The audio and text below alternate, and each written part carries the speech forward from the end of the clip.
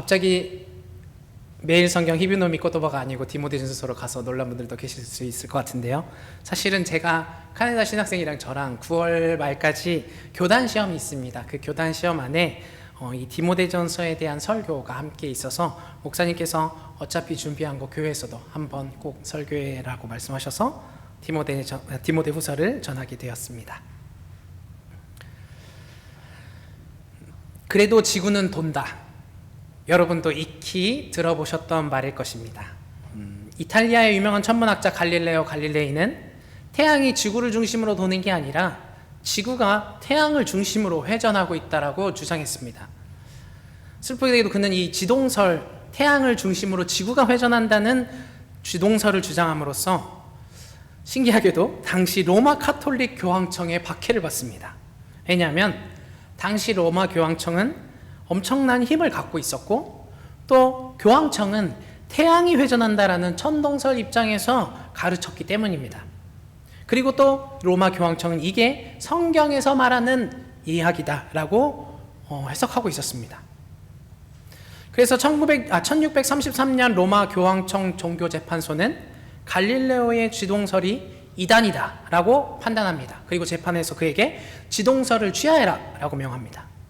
갈릴레오는 그 명령을 받아서 자신의 지동설이 이단이었습니다. 잘못된 주장입니다라고 낭독문을 읽었습니다. 그리고 돌아가는 길 문 앞에서 작게 속삭인 말이 그래도 지구는 움직이고 있다라는 유명한 말입니다.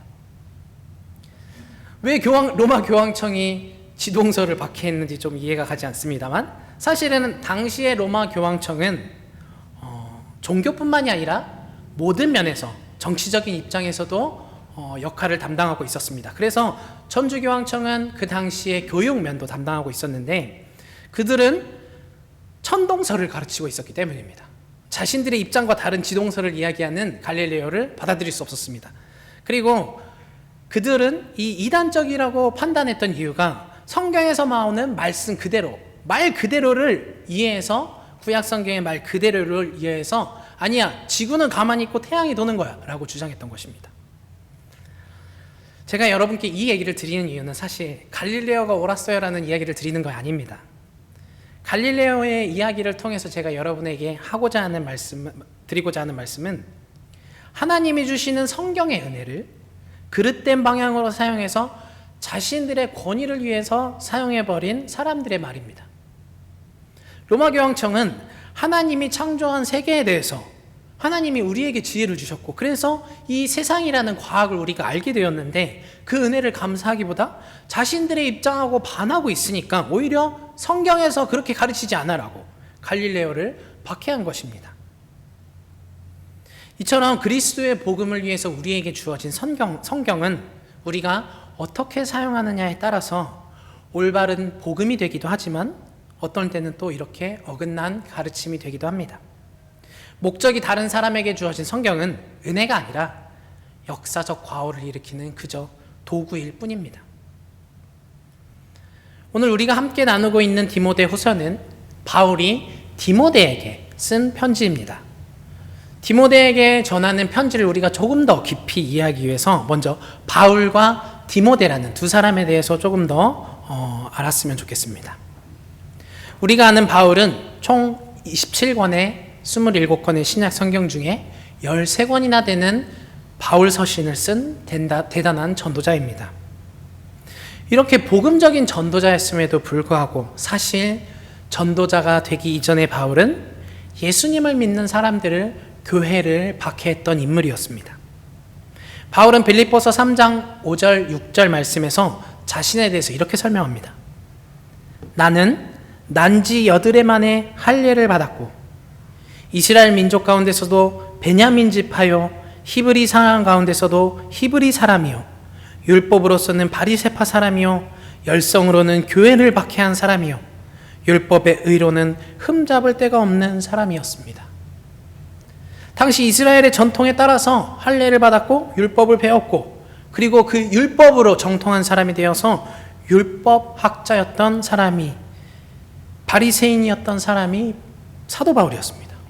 그러나 이렇게 예수님을 믿는 교회를 박해한 사도 바울은 예수님을 만나고 나서 그 입장이 180도 변합니다. 그는 예수님을 만나자마자 그리스도의 복음을 전하는 전도자가 됩니다. 교회를 박해하던 바울이 예수님을 만나고 가장 큰 변화를 일으킨 것이 이 박해하던 자에서 박해받는 자로 변화되었다는 것입니다. 빌립보서에서 바울이 고백하듯이 율법의 의로는 흠재별 데가 없는 율법에 정통한 사람이 바울이었습니다.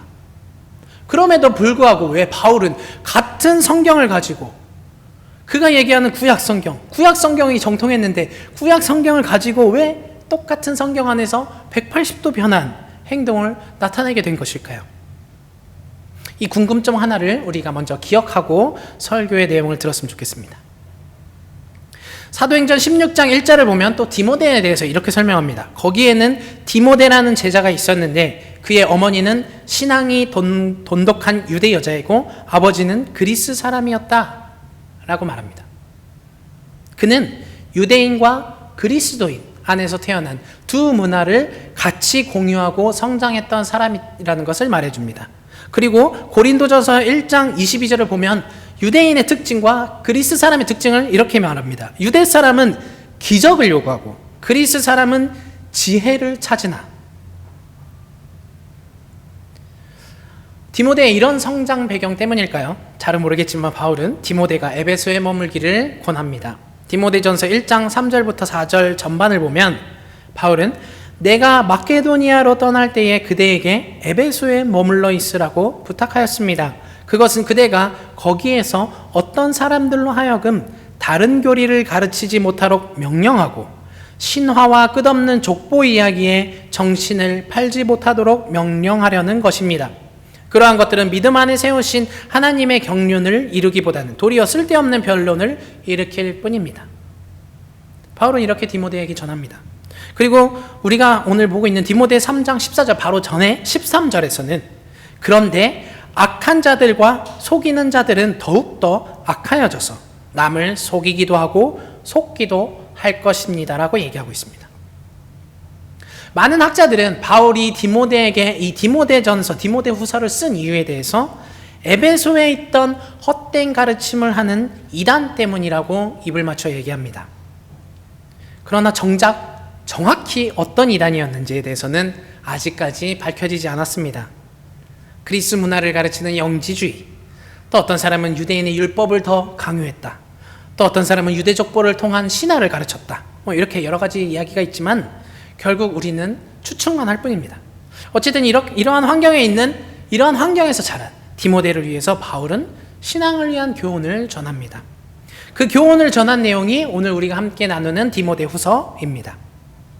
그렇다면 오늘 바울은 디모데후서 3장 14절부터 17절까지의 말씀을 통해서 디모데에게 무엇을 전하고자 했던 것일까요? 오늘 본문 14절 말씀을 보도록 하겠습니다. 그러나 그대는 그대가 배워서 굳게 믿는 그 진리 안에 머무십시오. 그대는 그것을 누구에게서 배웠는지 알고 있습니다. 여기 14절에 시작하는 그러나 이 단어는 정말 중요합니다. 우리 말씀은 그러나 그대는 이라고 얘기하지만 그리스어 원어를 보면 그러나라는 네라는 그리스어가 있습니다. 그리고 그 앞에 악한 자들과 속이는 자들을 가리키는 스라는 대명사를 붙이고 있습니다.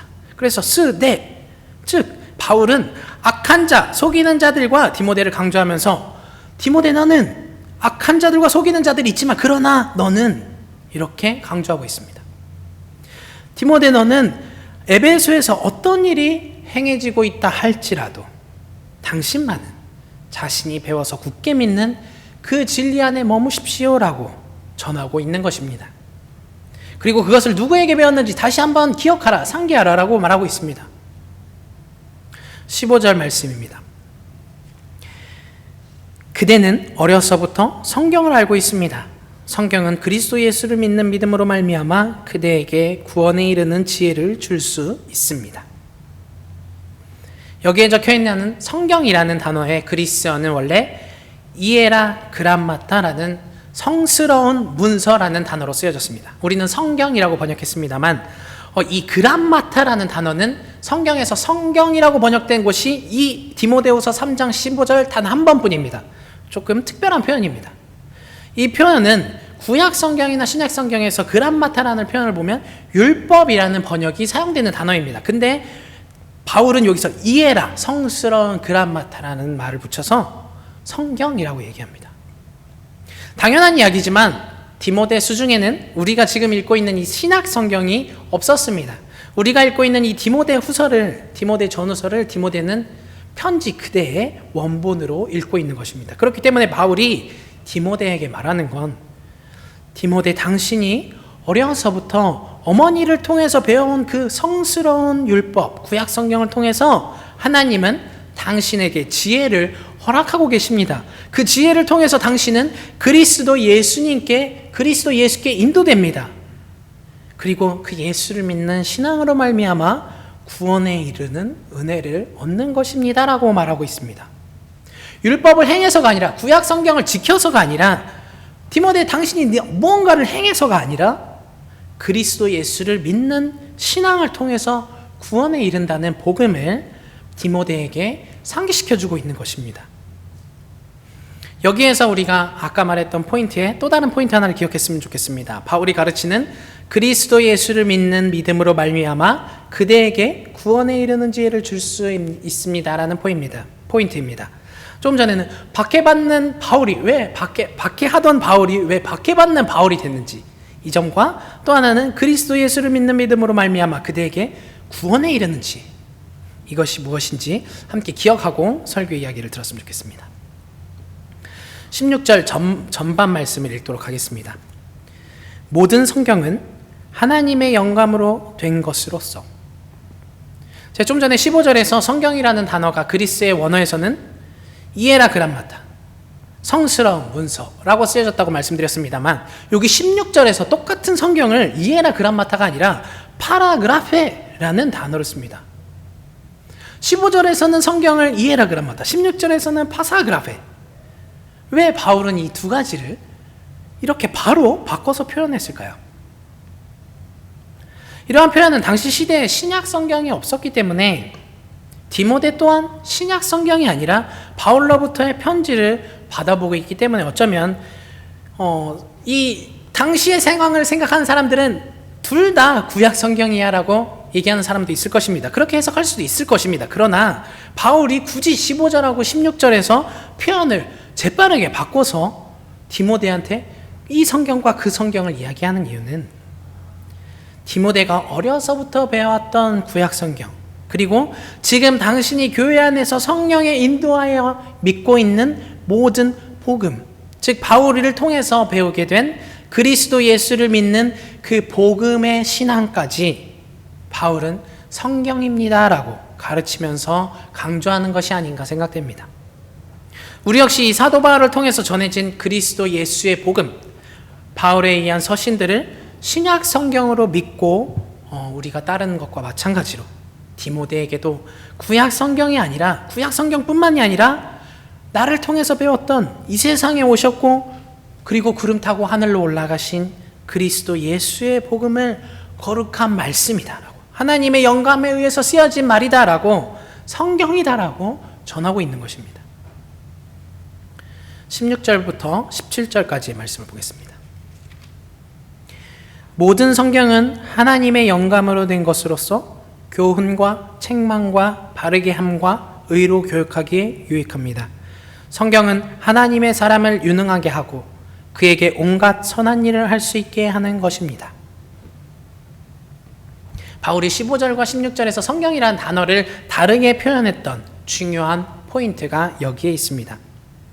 제가 좀 전에도 말씀드렸듯이 16절의 성경은 디모데에게 당시 디모데가 가진 구약 성경이 아니라 그리스의 복음까지를 강조하는 단어였다고 설명을 드렸습니다. 아까도 말씀드렸듯이 어떤 사람은 아니야, 16절은 그냥 성경에서 그렇게 말하는 당시의 시대니까 구약 성경이 얘기하는 교훈, 책망, 바르게 함, 의로 교육하기에 유익한 구약 성경들의 말씀을 그대로 행하라고 말하는 거야 라고 말하는 사람도 있을지도 있을 것입니다.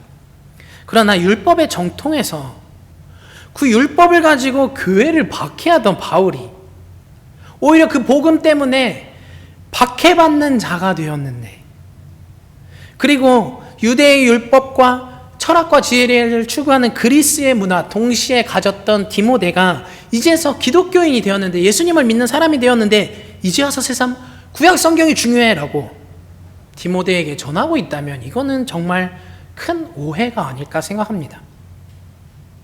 제가 조금 전에 두 가지 포인트 말씀드렸습니다. 바울은 왜 박해하던 자에서 박해받는 자로, 그리스도 예수를 믿는 믿음으로 말미암아서 구원에 이르는 지혜를 얻었는데 왜 박해받는 자가 되었는지. 갈라디아서 4장에서 바울은 율법 아래에 있기를 바라는 사람은 육신을 따라 난 사람이라고 말합니다. 그리고 갈라디아서 4장 29절에서 그러나 그때의 육신을 따라 난 사람이 성령을 따라 난 사람을 박해한 것과 같이 지금도 그러합니다라고 말합니다. 이 갈라디아에서 말하는 예전에도 그랬습니다라는 말은 아브라함의 자손이었던 이스마엘과 이삭, 이스마엘은 육신에 따라서 난 사람, 이삭은 성령을 따라서 난 사람. 그때도 이스마엘이 하갈이 박해했듯이 지금도 여전히 육신을 따라 난 사람은 성령을 따라 난 사람을 박해합니다 라고 말합니다. 그래서 고린도후서 12장 10절에서 바울은 나는 그리스도를 위하여서, 즉 성령으로 태어났으니까 병약함과 모욕과 궁핍과 박해와 곤란 겪는 것을 기뻐합니다 라고 고백합니다. 즉 바울 자신 역시 이전에 율법 아래에 있었던 육신을 따라 났을 때는 교회를 박해했지만 지금은 나는 성령으로 났으니까 그리스도를 위하여서 박해받는 자가 되었습니다. 그리고 나는 오히려 박해받는 지금이 기쁩니다 라고 고백하는 것입니다. 도대체 그리스도의 복음이 무엇일까요? 도대체 그리스도의 복음이 무엇이길래 바울을 한순간에 이렇게 180도 바꿔놨을까요? 그리고 박해받는 자는 도대체 어떤 이유에서 유능하고 그에게 온갖 선한 일을 할 수 있게 하는 것일까요? 그 대답은 그리스도 예수를 따라서 살고자 하는 사람에게 주어진 예수님의 말씀에 있습니다. 마가복음 8장 34절부터 35절까지의 말씀입니다. 그리고 예수께서 제자들과 함께 무리를 불러놓고 그들에게 말씀하셨다. 나를 따라오려고 하는 사람은 자기를 부인하고 자기 십자가를 지고 나를 따라오너라. 누구든지 제 목숨을 구하고자 하는 사람은 잃을 것이요 누구든지 나와 복음을 위하여 제 목숨을 잃는 사람은 구할 것이다. 예수님은 이렇게 말씀합니다만 사실 이 현실을 생각해 보면 참 마음 아픈 현실이 아닐 수 없는 것이, 현대의 많은 기독교인들이 구원받아야 마땅한 아직 구원받지 못한 사람들의 영혼보다 내가 먼저 하나님 앞에 올바로 서야지, 내가 하나님 앞에서 먼저 거룩해져야지, 그래야 내가 뭘 하지 라고 착각하는 분들이 있습니다. 여러분은 어떠신가요? 우리가 예수님의 복음으로 인도해야 할 생명과 여러분 자신의 거룩함, 과연 어느 쪽을 더 중요시 생각하시나요? 하나님은 거룩하시니까 내가 하나님 앞에서 먼저 거룩해져야 하지 않습니까? 내가 하나님의 자녀가 됐으니까, 하나님이 거룩하라고 하셨으니까 내가 거룩해져야 되는 거 아닙니까? 라고 생각하는 사람이 계시지는 않습니까? 그렇다면 하나님은 과연, 하나님이 거룩하신 분인데 하나님 자신의 거룩함과 우리의 생명 어느 쪽을 소중히 여기셨을까요? 당연한 일입니다. 우리의 목숨입니다. 삼위일체이셨던 하나님께서, 거룩하신 하나님께서 우리의 생명을 구하려고 직접 우리의 온갖 더러운 죄를 그 몸에 짊어지고 십자가에 못 박혀서 돌아가셨습니다.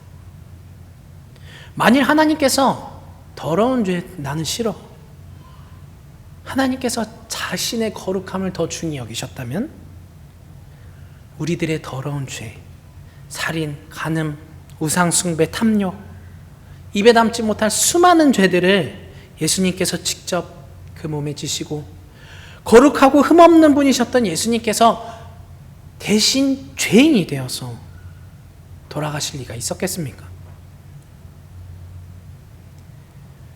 그럼에도 불구하고 그 더러운 죄들을 자신의 거룩한 몸에 지시고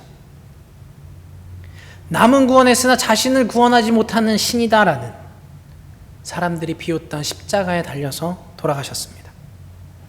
이런 더러운 죄를 자기 몸에 직접 짊어지시고 조롱받는 십자가 위에서 육체를 입고 이 땅에 오셨기 때문에 당연히 고통이 넘쳐났을 것입니다. 이런 십자가의 잔을 예수님은 하실 수만 있으시면 이 잔을 내게서 지나가게 해주십시오라고 그 고통 앞에서 기도했었습니다. 그러나 하나님 아버지의 뜻이니까 그 고통의 십자가의 잔을 드시고 십자가에 박혀서 돌아가셨습니다. 이것이 바울이 얘기하는 우리가 아직 죄인이었을 때에 그리스도께서 우리를 위하여 죽으셨습니다. 이리하여 하나님께서는 우리들에 대한 자기의 사랑을 실증하셨습니다라는 하나님의 사랑입니다. 여러분, 이런 예수 그리스도의 복음을, 하나님의 사랑을 믿으십니까? 믿는다면 우리는 하나님의 자신의 거룩한 이름보다 우리 생명을 더 소중히 여겨주셨던 예수 그리스도의 십자가를 통해서 구원받았음에도 불구하고 하나님이 사랑하고 계신 영혼보다 내 생명을, 우리의 생명을 더 소중히 여긴다면, 우리의 거룩함을 더 소중히 여긴다면 조금 비겁한 일 아닙니까? 그리스도의 복음보다 내 올바름을 위해서 율법 행하기를 더 중요시 여긴다면 조금 너무한 거 아닙니까? 그래서 예수님은 자신의 십자가의 희생을 통해서 구원받은 자라면 자기를 부인하고 자기 십자가를 지고 나를 따라오너라라고, 나와 복음을 위해서 제 목숨을 잃는 사람은 구할 것이다 라고 말씀하고 계신 것입니다. 예수님이 행하셨던 대로 구원받아야만 하는 영혼을, 그 사람들을 위해서 하나님이 주시는 그 잔을 받을 수 있겠니? 십자가를 질 수 있겠니? 십자가를 지고 따라오라고 말씀하고 계시는 것입니다. 저와 여러분을 포함해서 하나님이 사랑하시는 모든 영혼, 여전히 기다리고 있는 영혼, 무엇보다 소중한 한 영혼. 그래서 하나님은, 그러니까 너도 그 영혼을 소중히 여겼으면 좋겠어. 너의 목숨보다 이웃의 영혼을 더 소중히 여겼으면 좋겠어. 그러니까 이웃의 생명을 위해서, 너의 목숨이 아니라 이웃의 생명을 위해서 네 십자가를 지고 나를 따라오라고. 그러면 내가 너를 영원한 하나님의 나라로 인도하겠다라고 말씀하고 계신 것입니다. 이것이 바울이 디모데에게 전한 그리스도 예수를 믿는 믿음으로 말미암아 구원에 이르는 지혜입니다. 이웃의 영혼을 내 목숨보다 소중하게 여기는 사람한테 무엇이 두렵겠습니까? 부모라면, 정말 자기 자식을 사랑하는 부모라면, 부모가 자식이 위험에 처했을 때 누구보다 용기 있는 사람이 되는 것이 부모가 아닙니까? 진짜 사랑하는 사람을 위해서라면 내가 어떠한 힘든 일이 있더라도, 고통이 있더라도 그 사람을 위해서 참고 기다리고 인내하고 그 사람을 위해서 섬겨주는 게 사람의 모습 아닙니까? 예수님을 믿기를 바라고, 예수님을 만나서 구원받기를 바라고, 그러한 영혼을 사랑하는 전도자라면 예수님을 닮아서 그 모습을 나타내는 게, 그리스도의 사랑을 나타내는 것이 당연한 마음 아니겠습니까? 예수님의 형상이 나의 모습을 통해서 나타날 수만 있다면 성경에서 얘기하는 그 무엇이라도 내가 할 수 있어. 교훈과 책망과 바르게 함과 의로 교육하기에 유익한 성경의 모든 말씀 내가 기쁘게 따를 수 있어라고 고백할 수 있는 게 당연한 거 아닙니까? 그리고 우리가 이렇게 고백하고 성경을 따르겠다면, 예수님의 고백을 따르겠다면 성령님 또한 은혜로 넘치는 능력으로 우리를 인도해 주시고 다듬어 주시고 충분한 능력으로서 우리를 만들어 주시지 않겠습니까? 사도 바울이 자기 아들을 아끼지 않고 우리를 위해서, 우리 모두를 위해서 내주신 분이 어찌 그 아들과 함께 모든 것을 우리에게 선물로 거저주지 않겠습니까? 라고 로마서 8장 32절에서 말하듯이 성령님은 예수님을 따르고자 하는 우리에게 모든 걸 허락해 주실 것입니다. 그렇기 때문에 예수님께서 우리가 영혼을 인도할 수 있도록 유능하게 하고 그에게 온갖 선한 일을 할 수 있게 해주시는 것입니다. 당연한 겁니다. 율법교사였고 교회를 박해했던 바울이 예수님을 만나자마자 박해하던 자리에서 박해받는 자리로 옮겨진 것은 예수님의 말씀에 따라서 자기 자신의 거룩함보다 이웃의 생명을 더 사랑했기 때문입니다. 이 자리에는 그런 분은 안 계실 거라고 생각합니다만, 혹시 성경에서 가르치는 이렇게 해야 돼, 저렇게 해야 돼, 주일 성수해야 돼, 뭐 해야 돼, 뭐 해야 돼, 이런 행함이 우리가 섬겨야 하는 영혼보다 더 중요했던 분이 계시진 않습니까? 혹시 그렇게 생각하신 적이 있다면 죄송하지만 성경 말씀이 우리한테 왜 주어졌는지, 하나님이 우리한테 이 그리스도를 통해서 구원받는 지혜를 왜 허락해 주셨는지 기도하면서 여쭤봐야 할 것입니다. 성령의 인도하심을 따라서 하나님의 백성을 사랑하는 마음이 우리에게 주어지지 않았다면 기도해 봐야 합니다. 하나님이 사랑하는 영혼보다 이 성경에서 말하는 교훈들이 더 중요하다면 그건 성경의 은혜가 아니라 율법입니다. 자, 처음에도 말씀드렸듯이 힘 가진 단체가 가진 이 율법은 은혜가 아니라 도구입니다. 왜냐하면 바울이 말하듯이 육신을 따라 난 사람은 성령을 따라서 난 사람을 박해하기 때문입니다. 율법은 박해의 도구가 됩니다.